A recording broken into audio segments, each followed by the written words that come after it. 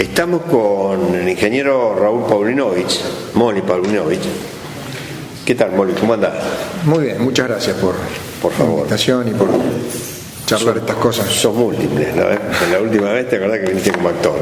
Como actor, exacto. Ahora como ingeniero. Mira, había puesto Moli Raúl Paulinovich, después me acordé de ingeniero agrónomo. Si yo lo invito por eso. Así es.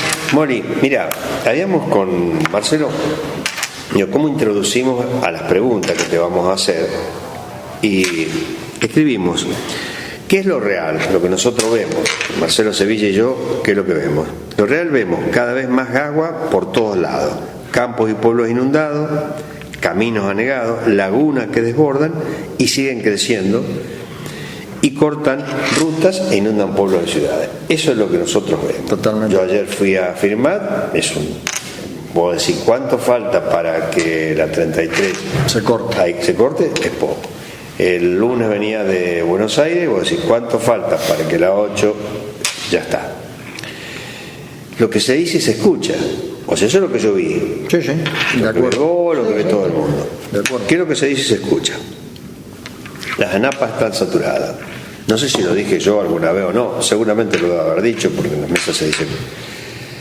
El modelo productivo y el tratamiento de la tierra, el monocultivo y la sojización extrema, los desmontes, la falta de pastizales, el cambio climático y el nuevo régimen de lluvia, canales clandestinos, falta de legislación y el tratamiento del agua, no hay obras de infraestructura, las obras de infraestructura que hay no están dentro de un plan maestro y además, finalmente, improvisaciones en la obra porque se hace la nación hace algo acá, la provincia hace algo allá, el municipio algo hace ahí. Esto coincidís en esto que absolutamente lo real, lo que se dice se escucha y ahora vienen las preguntas que yo te quiero hacer a vos. Todo esto lo digo para lo anterior para poner en contexto, claro. Está bien. En contexto. ¿Por qué nos inundamos? Si querés que te diga, porque las hicimos para ser preciso. ¿Querés que te las diga a todas las preguntas? Sí, decirlas todas porque las respuestas están hilvanadas, seguramente. ¿Por qué nos inundamos en nuestra zona? Sí. ¿Cuáles son las causas principales? ¿Cómo se inicia un proceso de reversión de esta tendencia? ¿Qué se está haciendo? ¿Y qué no se está haciendo y sea necesario? Está bien. El por qué nos inundamos tiene una respuesta macro, global, y sería bueno empezar a introducir palabras como para que la población empiece a familiarizarse. Nosotros pertenecemos a cuencas. Las cuencas son sistemas hidrográficos que nacen en el oeste por deshielo de la cordillera, por lluvias en las sierras y van hacia el este, hacia el mar. Ese es un proceso natural del planeta, digamos, ¿no? Sí, cuencas. Sí. Esta zona pertenece a una gran cuenca que nace en la cordillera de los Andes y en las sierras de Córdoba en cuanto a deshielos y a lluvias, y va irrigando, va descendiendo hacia el este a través de los ríos y arroyos que van conformando el sistema hidrográfico de la región central del país. Hasta ahí estamos. Sí. O sea, no nos está pasando nada que la naturaleza ya lo tenía desde siempre. Ese es el sistema hidrográfico de cuencas.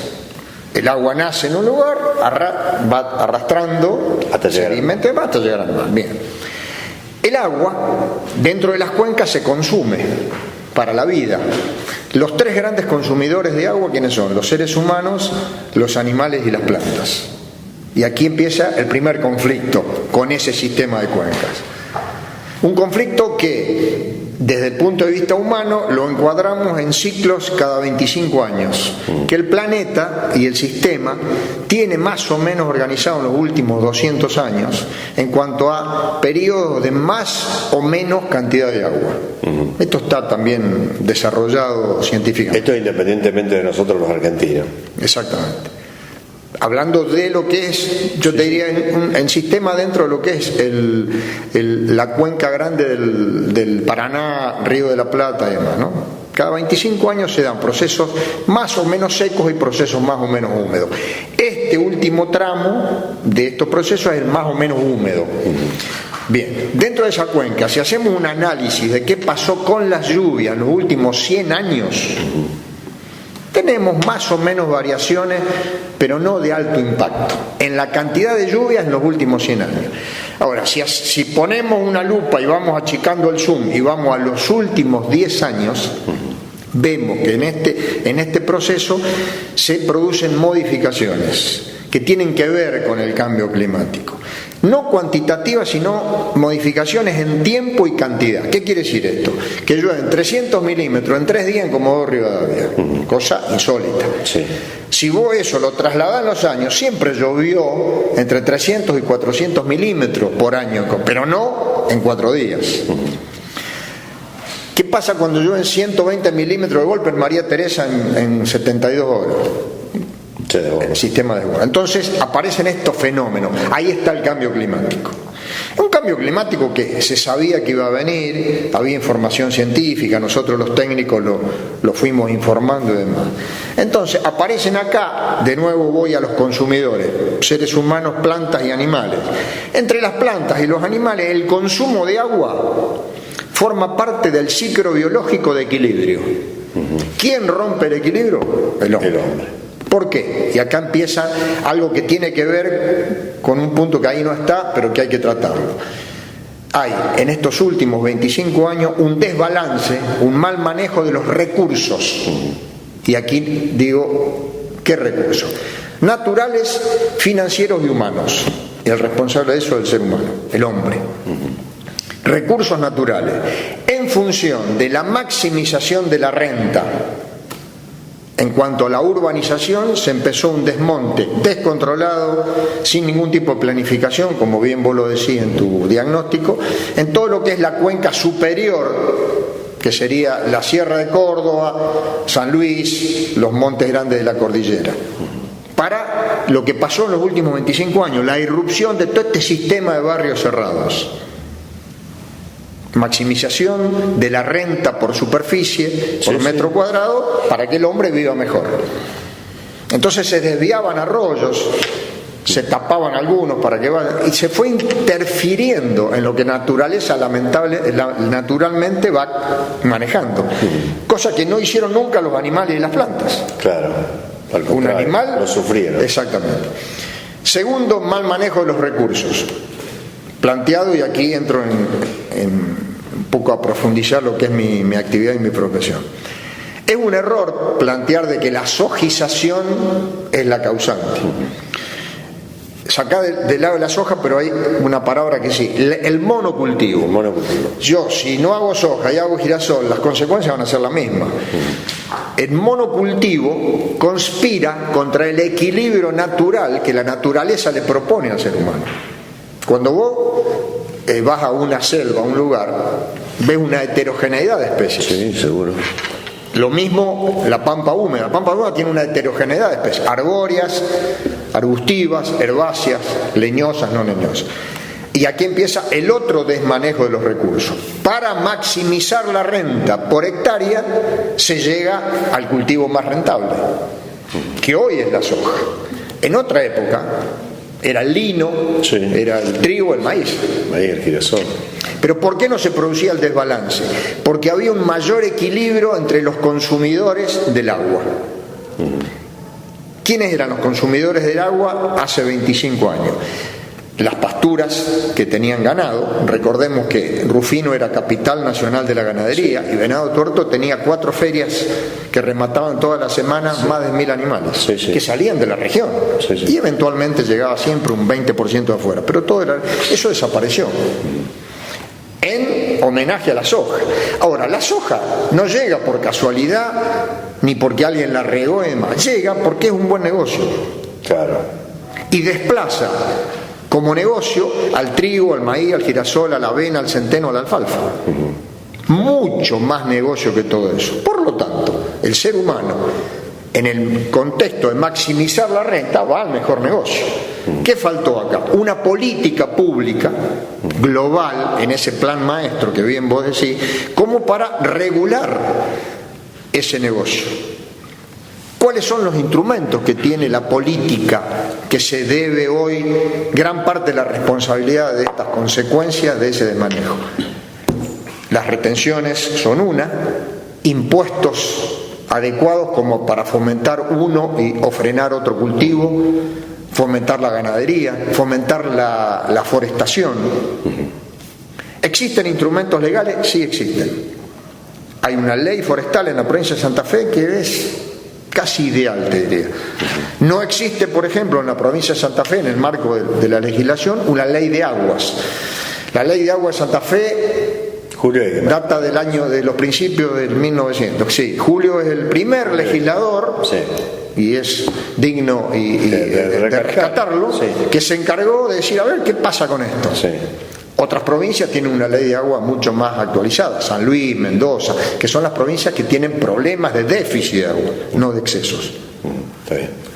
En ese marco, la política se debe a otra cosa, se debe una progresión impositiva a la especulación de la tierra, que genera también estas consecuencias.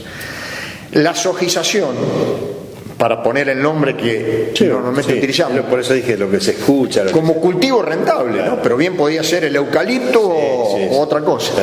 Lleva a algo que existe solamente en la República Argentina, analizando Latinoamérica, y solamente en la República Argentina, analizando las principales praderas productivas del mundo, que es un sistema productivo donde el propietario alquila por contratos de no más de un año y una renta maximizada en 180 días. Esto es algo insólito, algo que ocurre acá nada más.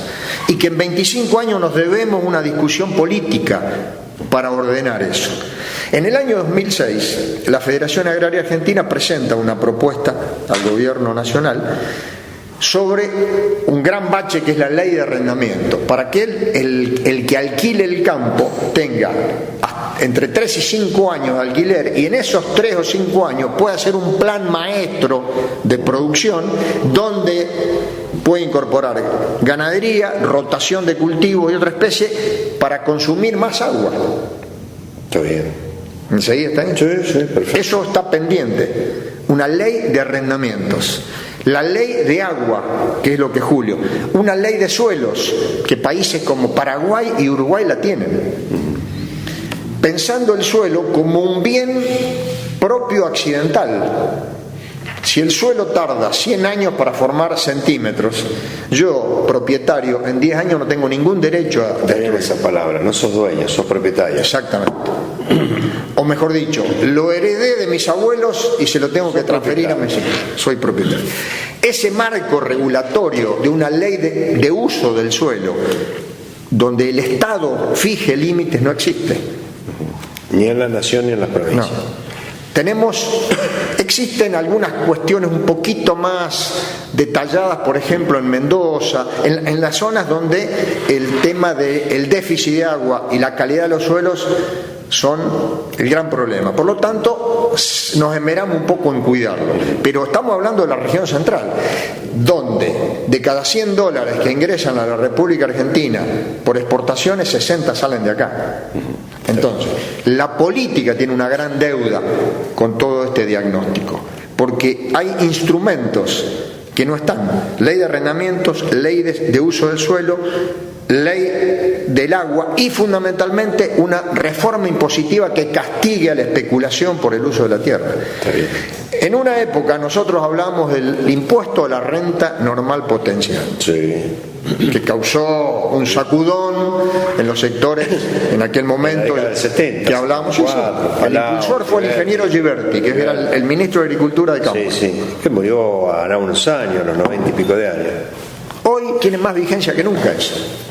Y eso no es expropiar nada, es simplemente que pague menos el que produce y que pague más el que especula, así para sintetizarlo. De eso se trataba el impuesto a la renta normal potencial. En aquel momento era un impuesto a la tierra especulativa no productiva. Sí, no productiva. Hoy sería el impuesto a la tierra al dueño especulativo no productor.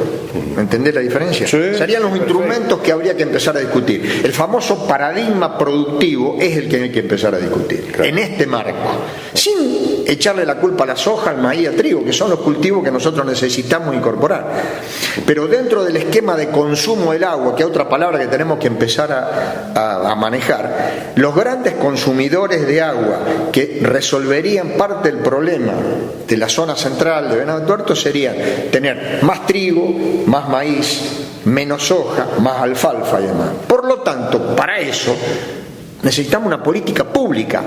¿Y qué necesitamos? ¿De qué instrumento? El Estado que tenga mayor participación. En estos 25 años, y aquí viene una cuestión netamente crítica a las políticas liberales, yo no tengo nada que ver con el liberalismo, el Estado, en la medida en que se desentiende de todo esto y deja librado al juego del mercado, evidentemente el mercado va a ubicar la máxima, y llegamos a esto. Ahora, ¿qué hacer para solucionar? Obras de infraestructura, por supuesto que sí. Por ejemplo, la famosa canalización del río Salado, que nace de la bahía de San Borombón, sí, hasta Lincoln por un lado, Las Flores, Junín, que desembocaría en donde desembocamos nosotros como cuenca de las encadenadas. El sistema de las encadenadas. Bien, ¿qué se hizo en los últimos 25 años? 30 kilómetros que lo hizo Felipe Solá solamente cuando fue gobernador, de San Borombón, río arriba. Faltarían otros 30, casi 50 kilómetros más. No se hizo. Está bien. Hay que hacerlo. Entonces vos decís, bueno, ¿y dónde están los recursos? Bueno, si tenemos recursos que le sacamos a las mineras sin ningún tipo de explicación de sentido y demás, con esos recursos se podía haber terminado y con eso se hubiese aliviado un 50% el problema que hoy tenemos. Está bien. Infraestructura global. ¿Qué infraestructura se merece la provincia de Santa Fe? Un canal maestro que lleve al canal Sarurbano, potenciar el Saladillo, todo hacia el río Paraná. No lo tenemos hecho, ni hemos hecho nada en 25 años. La provincia de Córdoba ha hecho algunas otras cosas, pero por ejemplo, el canal maestro San Antonio, que desagota la laguna Mar Chiquita, que trae todo el agua del norte, al río Carcarañá, está por hacerse. Todo esto son asignaturas pendientes que hay que hacerlas. Eso se hace con presupuesto, con recursos.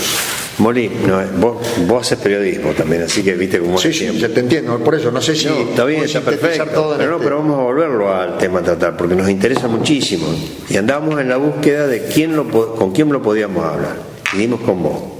Se nos prendió la lamparita, porque lo conocés el tema. Pero para que me quede algo claro, sí, y nos quede a los televidentes, en esto hay necesidad de un plan integral o maestro, como querramos denominarlo. El Estado tiene que ser, sin duda, tiene que tener políticas activas, el Estado nacional, que sea acompañado por el Estado provincial, y tiene que haber una ley de tierras, una ley de agua, una ley de arrendamientos, y un régimen tributario impositivo totalmente diferente, que no se ha tocado o cada vez que se ha querido Moli, muchísimas gracias. Gracias a vos, Juan. Espero volverte a ver. Sí, como no, por favor, con mucho gusto, porque permanentemente hay novedades, reuniones, y nosotros los técnicos participamos. Hoy hicimos como decías, más o menos lo macro, ¿no? Exacto. Y después vamos a ir sobre las cuestiones ya, porque el sistema de la encadenada, explicarlo bien. Yo me acuerdo que la primera vez que lo escuché a eso fue al ingeniero Meyer padre, hablar de el desagüe. En aquel momento se hablaba de la laguna del basural y todo eso, y habían ya empezado algunos problemas de inundaciones, y él empezó a hablar de la encadenada. Y yo, para mí era una cosa casi disparatada. No, pero además hay un tema muy importante que tal vez se le eche más la culpa al campo, pero la cuestión urbana es muy importante. O sea, los arquitectos y los que están en la construcción tienen mucho que ver, sí, pero no porque tengan responsabilidades. Hoy tienen que opinar para decir, acá no se construye, acá eso se deja media vereda de tierra y media vereda de cemento, en fin, muchísimas cosas técnicas que un arquitecto tiene más autoridad que yo para decirlo. Muy bien, muchas gracias, Juan. Muchas gracias a vos, Juan. Nos vamos, será hasta el próximo jueves. Se viene el juego más grande del mundo.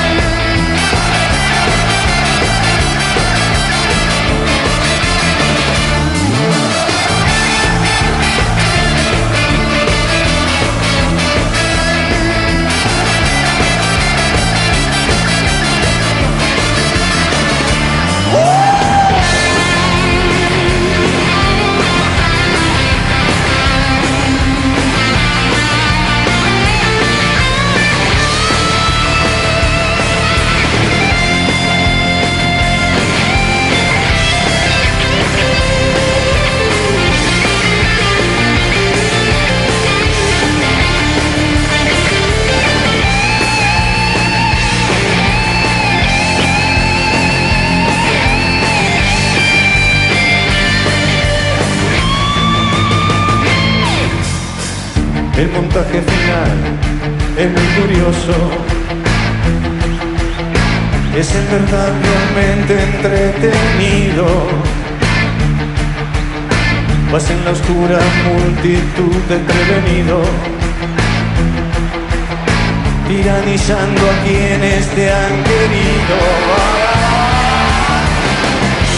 No lo soñé, te beso y grito a tu suerte. No lo soñé, y se ofreció mejor que nunca. No lo soñé, y vas corriendo a la deriva. No lo soñé, los ojos ciegos bien abiertos. No mires por favor y no prendas la luz. La imagen que desfiguró.